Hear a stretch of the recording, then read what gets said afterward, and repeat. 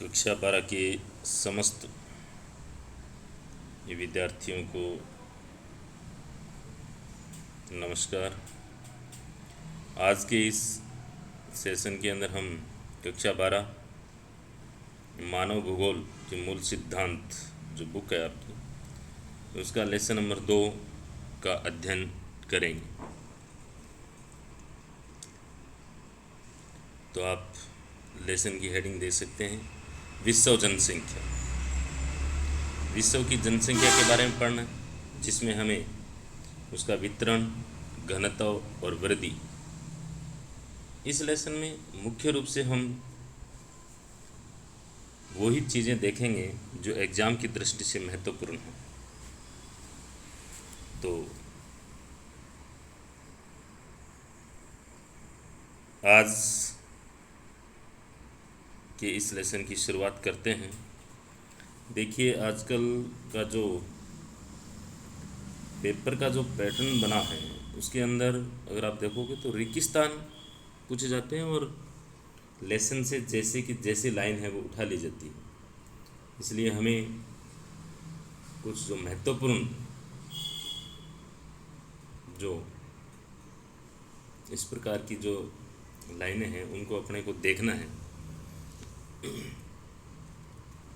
तो इसके अंदर मुख्य रूप से जो अपने टॉपिक रहेंगे वो 3 रहेंगे, वितरण, घनत्व और वृद्धि। अब तीनों से ही संबंधित प्रश्न है वो बनते हैं। वितरण का मतलब क्या है, घनत्व किसे कहते हैं, वृद्धि किसे कहते हैं।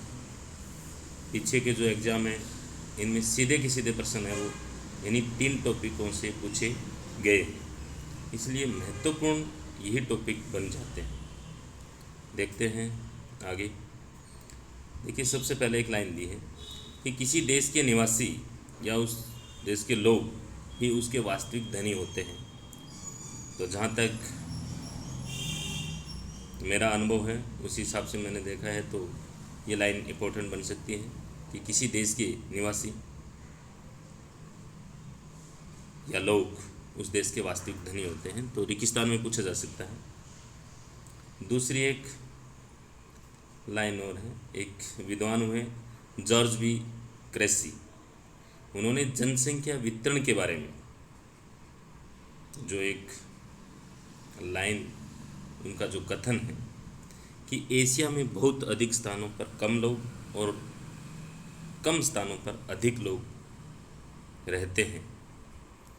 तो ये प्रश्न आपके लिए महत्वपूर्ण हो सकता है कि ये लाइनिंग दे करके, ये कथन दे करके और आपसे पूछ लिया जाए कि ये कथन किस विद्वान के हैं, तो जॉर्ज बी क्रेसी के हैं। ध्यान रखें। फिर आपका इसी लेसन में विश्व जनसंख्या वितरण का प्रारूप। देखिए, इस वितरण के अंदर अपन देखें तो वितरण का ही, जनसंख्या वितरण का जो शब्द है उसका जो अर्थ है वो क्या है। तो वितरण का मतलब यही है कि जनसंख्या का फैलाव, यानी भूपृष्ठ पर जनसंख्या का फैलाव किस प्रकार से है। तो वो अगर आप देखेंगे तो विश्व की जो जनसंख्या का 90% जो भाग है वो उसके 10% भाग के ऊपर निवास करता है। विश्व में देखा जाए तो 10 सर्वाधिक जो आबादी वाले जो देश हैं उनमें लगभग 60% जनसंख्या है वो निवास करती है। और इसमें तीसरी अगर लाइन देखेंगे आप तो इसमें जो 10 जो देश बताए गए हैं घनी आबादी वाले, उसमें 6 देश जो एशिया महाद्वीप से संबंधित हैं। इसका मतलब एशिया महाद्वीप में सबसे ज़्यादा जनसंख्या निवास करती है। तो उसमें सबसे ज़्यादा जनसंख्या वाला जो देश है वो चीन है और 2 नंबर पे भारत है। और अन्य जो देश हैं 10, वो आप दे सकते हैं इस प्रकार से हैं। अगर आप जनसंख्या प्रश्न आता है कि जनसंख्या का वितरण, विश्व में जनसंख्या वितरण का प्रारूप के बारे में लिखिए, तो आप ये जो 4-5 जो लाइनें हैं वो आप इनको इस प्रकार से लिख सकते हैं। इसके अलावा अगर गोलार्ध के हिसाब से देखें तो विश्व की 90% जनसंख्या उत्तरी गोलार्ध में और 10% जनसंख्या है वो दक्षिणी गोलार्ध में निवास करती है।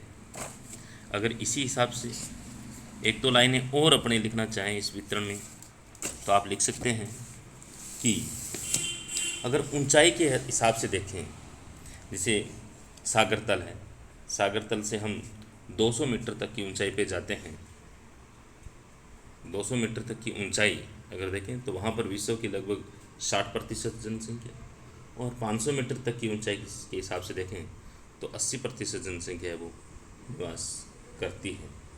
इसके अलावा समुंदर से दूरी के हिसाब से देखें तो समुंदर की जो आधार रेखा है वहाँ से अगर 500 मीटर की दूरी पर अंदर धरातल की ओर आते हैं तो विश्व की 50% जनसंख्या, और 1 किलोमीटर तक आते हैं तो 75% जनसंख्या है वो निवास करती है।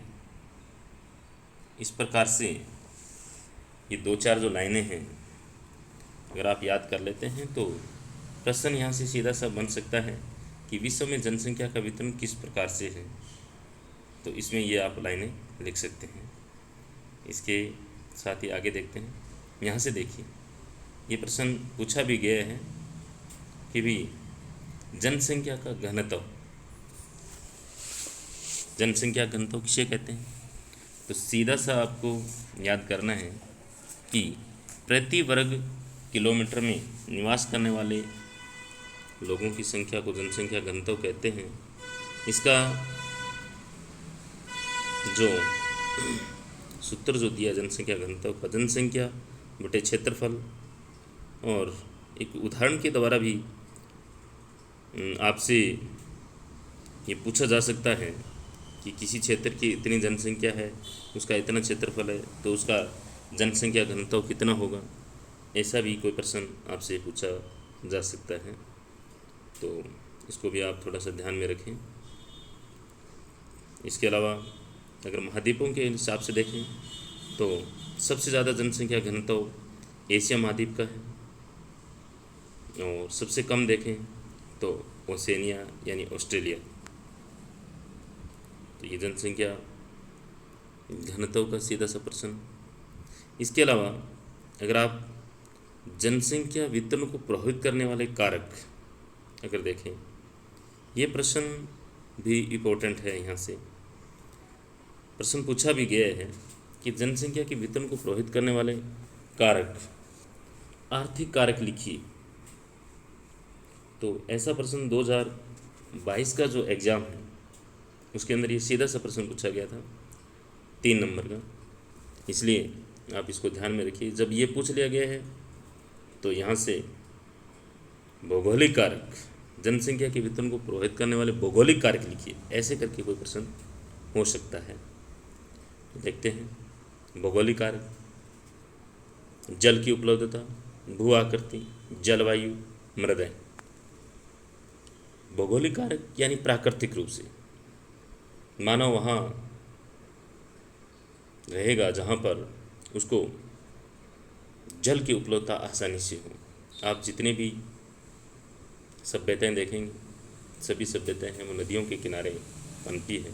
इसका मतलब यही हुआ कि मानव ने उसी क्षेत्र पर अपना निवास स्थापित किया जहाँ पर जल की उपलब्धता थी। भू आकृति, भू आकृति भी प्रभावित करती है। अगर मैदानी क्षेत्र है तो मानव उस क्षेत्र पर ज़्यादा रहना पसंद करता है। भू आकृति के बारे में लिख सकते हैं।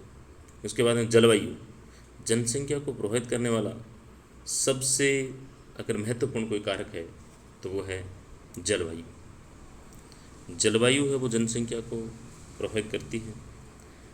तो इसके अंदर आप देखेंगे तो उष्ण या ठंडे जो मरुस्थल होते हैं, विषम जलवायु होती है, वहाँ पर असुविधाएं होते हैं मानव के लिए, तो वहाँ मानव निवास नहीं करता है। इसके अलावा अगर आप देखेंगे कि भूमध्य सागरीय जो जलवायु है उसके आसपास का जो क्षेत्र है जो मानव के लिए सुखदायी जीवन उपलब्ध करवाता है। तो यहाँ पर अगर आप देखें तो मानव का बसाव प्रारंभिक समय से अच्छा रहा है। इसके अलावा मृदाएँ, मिट्टी भी मानव निवास के लिए प्रभावित करती है। जहाँ पर उपजाऊ मृदाएँ होंगी वहाँ मानव ज़्यादा निवास करता है। तो जनसंख्या को वितरण प्रभावित करने वाले कारकों की अगर बात करें भौगोलिक, तो ये आप 4 कारक देख सकते हैं। इसके साथ ही आर्थिक कारक, खनिज, नगरीयकरण, औद्योगिकरण, ये प्रश्न भी इम्पोर्टेंट रहता है इस लेसन का। तो आप जिन क्षेत्रों में खनिज होंगे वहाँ पर मानव को आर्थिक क्रियाकलाप मिलेगा और वहाँ पर औद्योगिकरण होगा तो मानव को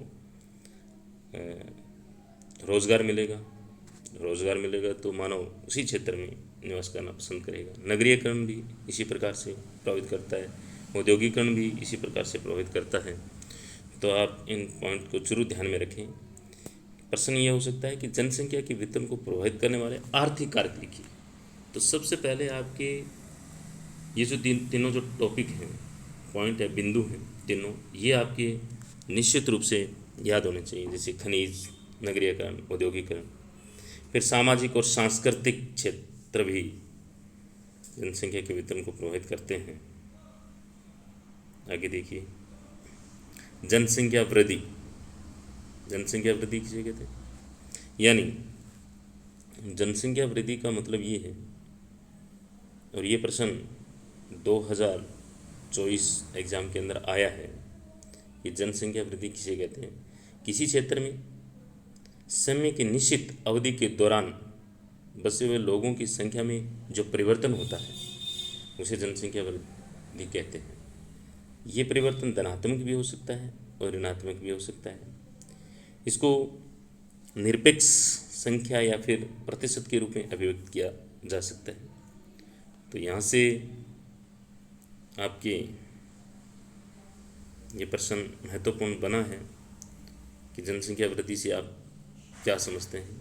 ये प्रश्न आया है पिछले एग्जाम में, और इसमें से कोई रेगिस्तान भी बन सकता है, तो ध्यान रखें इस चीज़ का। अब जनसंख्या परिवर्तन जब होता है तो उससे क्या क्या हो सकता है, यहाँ पर ये देख सकते हैं। देखिए 2001 से लेकर के 2011 तक अगर आप जनसंख्या में वृद्धि देखें तो 18.15 करोड़ ये जो आंकड़ा है वो भारतीय जनसंख्या के से संबंधित है। तो ये आप थोड़ा सा ध्यान रखें। अब जनसंख्या जो वृद्धि है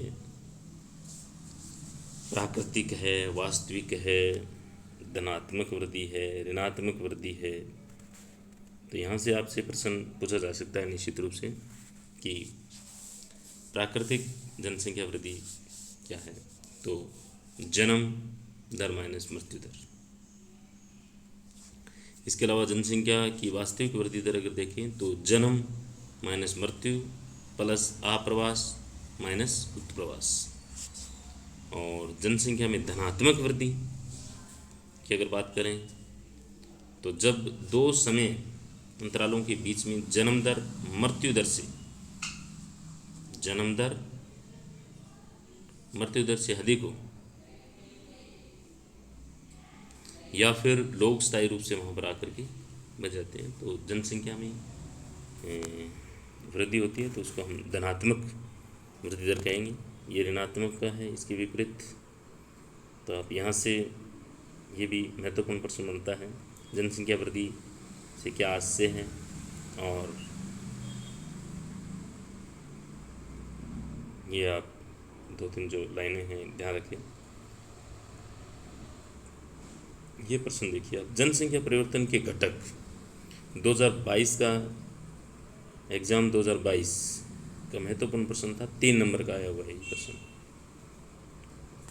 सबसे पहले तो आप लोगों के जनसंख्या परिवर्तन के घटक याद होने चाहिए भी। जनसंख्या परिवर्तन है वो किन से हो सकता है, जन्म से, मृत्यु से और प्रवास। तो जनसंख्या परिवर्तन के 3 महत्वपूर्ण जो घटक हैं वो जन्म, मृत्यु और प्रवास, ये टॉपिक आपके जरूर याद होने चाहिए। फिर उसके बाद में आ गया इसमें अशोधित जन्म दर क्या होती है, मृत्यु दर क्या होती है, प्रवास क्या है, इसके बारे में आप इस टॉपिक को पढ़िए। देखिए, जन्म दर प्रति 1000 स्त्रियों द्वारा जन्म दिए जीवित बच्चों के रूप में व्यक्त किया जाता है। अगर आप इसको देखेंगे तो यहाँ पर एक सूत्र भी है कि किसी वर्ष विशेष में जीवित जन्म बटे किसी क्षेत्र विशेष में मध्य में जनसंख्या इंटू 1000। ये आपसे प्रश्न है वो पूछा जा सकता है। अशोधित जन्म दर क्या है, तो ध्यान रखें। मृत्यु दर जनसंख्या परिवर्तन में सक्रिय भूमिका निभाती है। किसी क्षेत्र विशेष में किसी वर्ष के दौरान प्रति 1000 जनसंख्या के पीछे मृतकों की संख्या के रूप में व्यक्त किया जाता है। तो अशोधित मृत्यु दर का सूत्र भी है, सेम उसी प्रकार से ही है। किसी वर्ष विशेष में मृतकों की संख्या बटा उस वर्ष के मध्य उस क्षेत्र की अनुमानित जनसंख्या इंटू 1000। तो ये आपसे जन्म दर, मृत्यु दर, जनसंख्या परिवर्तन के घटक, इसके अलावा प्रवास, ये देखिए आप। प्रवास क्या है, किसे कहते हैं प्रवास? तो इस प्रवास के अंदर अगर आप देखेंगे तो 1-2 पॉइंट आते हैं कि उद्गम स्थान और गंतव्य स्थान। देखिए, उद्गम का तो अब की बार जो 2024 का जो एग्ज़ाम हुआ था उसके अंदर ये प्रश्न पूछा गया था, रेगिस्तान के रूप में था ये। तो उद्गम का मतलब कोई एक व्यक्ति है जो रोजगार के लिए किसी दूसरे क्षेत्र पे जा रहा है, जहाँ से जा रहा है वो क्षेत्र उसका उद्गम स्थान, और जिस स्थान पर वो पहुंचा है रोजगार के लिए वो गंतव्य स्थान। तो उद्गम स्थान और गंतव्य स्थान में दोनों में आप इस चीज़ को अच्छी तरीके से समझें, देखें। ये प्रश्न उद्गम का स्थान का 2024 के अंदर पूछा गया है, तो हो सकता है गंतव्य के लिए 2025 के अंदर आपसे पूछ लिया जाए। एक है आप्रवास और एक है उत्प्रवास। आप्रवास जहाँ पर वो पहुँचा है और उत्प्रवास जहाँ से वो गया है। तो इस प्रकार से ये आपका। फिर प्रश्न देखते हैं अपने यहाँ। एक ये देखिए, प्रवास प्रकार दे सकते हैं। प्रवास कैसे कैसे होता है? स्थायी प्रवास भी होता है, अस्थायी भी होता है, मौसमी होता है। मौसमी प्रवास, ऋतु प्रवास, भारत के अंदर इसका उदाहरण आपको देखने को मिलेगा। हिमाचल प्रदेश, जम्मू कश्मीर वाला जो क्षेत्र है, वहाँ की जो जनजातियाँ हैं वो ऋतु प्रवास करती हैं। तो वो एक अच्छा उदाहरण है आपके प्रवास का। गांव से गांव होता है सर्वाधिक, विवाह के बाद स्त्रियों का गांव से नगर की ओर रोजगार प्राप्त करने के लिए, नगर से नगर की ओर और नगर से गांव की ओर, यानी नगर से गांव की ओर जो ये विकसित जो राष्ट्र हैं उन देशों में अपने को देखने को मिलता है कि लोग अपने रोजगार के लिए नगरों में जाते हैं और शाम को विश्राम स्थल के रूप में गांव में वापिस प्रवास करते हैं। प्रवास को प्रभावित करने वाले कारक की अगर बात करें तो एक तो होता है प्रतिकृष कारक, एक होता है अपकृष। तो प्रतिकृष और अपकृष, अपकृष का मतलब अपनी ओर आकर्षित करना, प्रतिकृष मतलब विपरीत। अपकृष यानी जैसे काम के बेहतर अवसर है, रहन सहन की अच्छी दशाएं हैं, शांति है, या स्थायी जीवन, संपत्ति की सुरक्षा है, अनुकूल जलवायु है, ये आपके अपकृष कारक हैं। और प्रतिकृष कारक की अगर बात करें जो मानव को कष्ट देने वाले हैं, जैसे बेरोजगारी है, रहन सहन की निम्न दशाएं हैं, राजनीतिक उपद्रव हैं, प्रतिकूल जलवायु है, प्राकृतिक विपदाएं हैं, बीमारियां हैं, सामाजिक आर्थिक पिछड़ापन है, ये प्रतिकृष कारक है। इसी प्रकार से जनसंख्या वृद्धि की प्रवृत्तियाँ अगर आप देखेंगे तो यहाँ से कोई इतना ज़्यादा प्रश्न बनने की संभावना नहीं है, लेकिन फिर भी आप इस चीज़ को आप देख लीजिए कि किस किस प्रकार से जनसंख्या का जो जनसंख्या बढ़ी है और किस समय के अंदर किस प्रकार से और किस कारण से बढ़ी, इसके बारे में कुछ एक दो लाइनें बताई गई है। तो आप इन लाइनों का अध्ययन करें, देखें इसको अच्छी तरीके से। जैसे 16वीं और 17वीं शताब्दी के अंदर विश्व व्यापार के कारण जनसंख्या में तीव्र वृद्धि हुई। 1750 में औद्योगिक क्रांति के कारण 55 करोड़ जनसंख्या होगी। 18वीं शताब्दी के औद्योगिक क्रांति के पश्चात जनसंख्या में विस्फोट तक वृद्धि हुई। तो ये आप इस प्रकार से याद रखने के लिए यहाँ से आप देख सकते हैं कि जनसंख्या की जो वृद्धि हुई है, जैसे 1 अरब 1830 के अंदर थी, फिर 2 अरब 1930 के अंदर, यानी 100 वर्ष का समय लग गया इसमें। फिर 2 से 3 अरब होने में 30 वर्ष का, 3 से 4 होने में 15 वर्ष, 4 से 5 होने में 12, और 5 से 6 होने में 12, और 6 से 7 होने में 12 वर्ष का समय है लगा है। धीरे धीरे समय है वो कम हो रहा है इसमें। अगर आप देखेंगे तो यहाँ से एक दो लाइन ये देखिए कि विकसित देश विकासशील देशों की तुलना में अपनी जनसंख्या दोगुना करने में अधिक समय ले रहे हैं। जनसंख्या की अधिकतर वृद्धि विकासशील विश्व में हो रही है। ये लाइन भी इम्पोर्टेंट है, आप इसका भी देखिए। यहाँ पर देखिए भारत की वार्षिक जनसंख्या वृद्धि दर 1.64% है। ये प्रश्न आपसे पूछा जा सकता है, तो इसको भी थोड़ा सा ध्यान में रखें। जनसंख्या परिवर्तन के स्थानिक प्रारूप, जनसंख्या वृद्धि और आर्थिक विकास में ऋणात्मक सहसंबंध पाया जाता है। जनसंख्या वृद्धि और आर्थिक विकास में ऋणात्मक सहसंबंध पाया जाता है। तो ये रेगिस्तान के रूप में आपको ये लाइन पूछी जा सकती है। यहाँ पर ये पूरी लाइन दे दी जाए और ये जो ऋणात्मक जो सहसंबंध वाली बात है इसको वो साइलेंट कर दें, तो इस प्रश्न को भी आप ध्यान में रखें। और यहाँ पर अगर आप देखेंगे वृद्धि दर की, तो विश्व में सर्वाधिक जो जनसंख्या वृद्धि दर महाद्वीप है वो अफ्रीका महाद्वीप में 2.6% और एशिया में 1%। और ये एक शब्द दिया हुआ था लेसन के अंदर, आप देखेंगे तो एड्स एट दिस 1 दिसंबर को मनाया जाता है। एक्वायर्ड इम्यूनो डिफिशिएंसी सिंड्रोम, ये इसका पूरा नाम है। तो ये भी प्रश्न आपसे पूछा जा सकता है कहीं कहीं। फिर आप देखेंगे तो विश्व जनसंख्या के दोगुना होने की अवधि अगर आप देखेंगे तो यहाँ पर 400 से लेकर 800 करोड़ होने में जो समय लगा है वो 51 वर्ष का लगा है। तो यहाँ पर इतनी देर देखें तो ये देखिए, ये प्रश्न आपके लिए इम्पोर्टेंट है, महत्वपूर्ण है ये प्रश्न। जनांकीय संक्रमण सिद्धांत, ये सीधा सा प्रश्न पूछ लिया जाता है कि जनांकीय संक्रमण सिद्धांत क्या है, इसकी कितनी अवस्थाएं हैं। तो इसकी 3 अवस्थाएं हैं। होता क्या है कि समाज में इस प्रकार से परिवर्तन हो कि समाज ग्रामीण, खेतिहर, अशिक्षित, ग्रामीण है वो नगरीयकरण में बदल जाए, खेतिहर है वो औद्योगिक में परिवर्तन हो जाए, अशिक्षित है वो साक्षर में परिवर्तित, उच्च जन्म दर और उच्च मृत्यु दर से निम्न जन्म दर और निम्न मृत्यु दर में परिवर्तन हो जाए। तो ऐसा अगर समाज के अंदर परिवर्तन होता है तो उसको हम जनांकीय संक्रमण कहते हैं।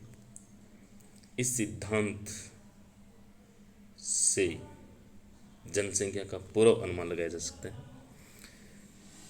जनांकीय संक्रमण जो सिद्धांत की जो 3 अवस्थाएं बताई गई हैं, 3 अवस्थाएं कैसी है अगर आप देखेंगे तो स्टार्टिंग का जो दौर है इसके अंदर आप देखेंगे प्रथम अवस्था, तो उसमें जन्म दर और मृत्यु दर दोनों ही उच्च बताई गई है। महामारियों का समय था, भोजन की अनिश्चितता थी, जनसंख्या वृद्धि दर है वो धीमी थी, ठीक है। लोगों का जो कार्य है वो खेती था मुख्य, और जीवन प्रत्याशा निम्न थी, औषधायु निम्न थी, और अशिक्षित जनसंख्या थी, और औद्योगिकरण का स्तर है वो निम्न था। इस प्रकार की कुछ विशेषताएं प्रथम अवस्था में।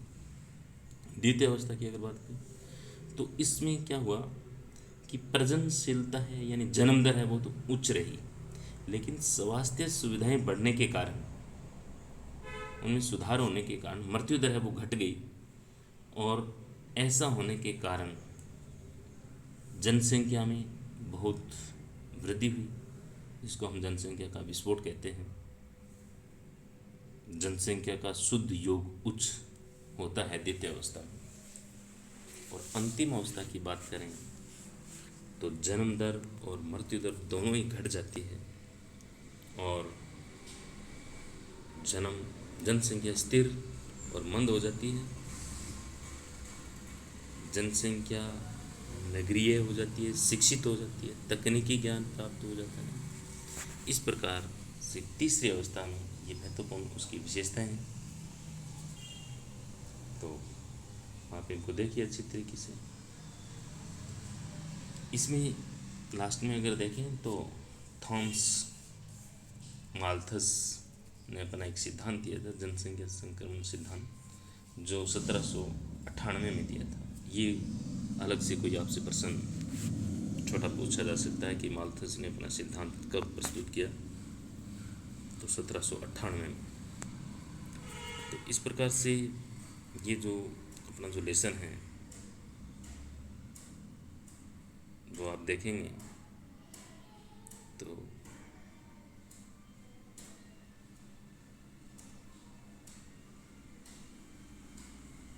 देखिए आप इसके अंदर मुख्य रूप से आपके जो प्रश्न बनने की संभावनाएं हैं, जहाँ तक मेरा मानना है, देखिए ये जो लेसन का जो नाम दिया है वितरण, जनसंख्या का वितरण किस प्रकार से है, फैलाव कैसा है धरातल के ऊपर।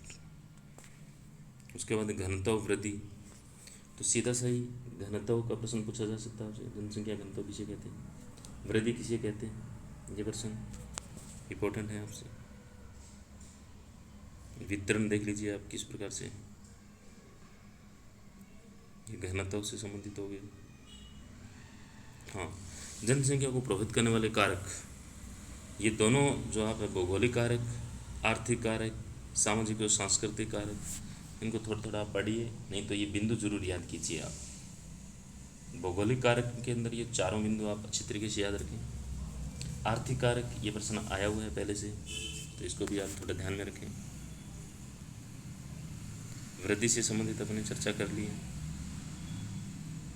परिवर्तन के घटक, ये महत्वपूर्ण प्रश्न है और यहाँ से प्रश्न आए भी हैं, तो ये प्रश्न, और अपकृष और प्रतिकृष कारक, और यहाँ से आप देखेंगे तो ये जनांकीय संक्रमण सिद्धांत। तो इस लेसन में मुख्य रूप से अगर आप प्रश्नों की बात करें अपने, कौन कौन से महत्वपूर्ण प्रश्न बन सकते हैं। जनसंख्या घनत्व किसे कहते हैं, जनसंख्या वितरण को प्रभावित करने वाले कारक, भौगोलिक कारक, आर्थिक कारक, सामाजिक और सांस्कृतिक कारक, ये तीनों आप जरूर याद रखें। जनसंख्या वृद्धि किसे कहते हैं, ये याद रखें। जनसंख्या परिवर्तन के घटक कौन कौन से हैं, जन्म, मृत्यु और प्रवास, इनके बारे में पढ़िए। फिर आप प्रवास के कारक अगर देखें, अब प्रतिकृष कारक और अपकृष कारक, यहाँ से प्रश्न महत्वपूर्ण बन सकता है। फिर आप जनसंख्या जनांकीय जो संक्रमण जो सिद्धांत है उसके बारे में आपसे प्रश्न पूछा जा सकता है। तो इस प्रकार से अपना ये लेसन पूरा होता है। यहाँ आज के लिए इतना ही, काफ़ी समय लगा होगा इसमें, लेकिन प्रश्न है वो सीधे से इस लेसन से पूछे जाते हैं, तो आप ध्यान से इस लेसन को पढ़ें।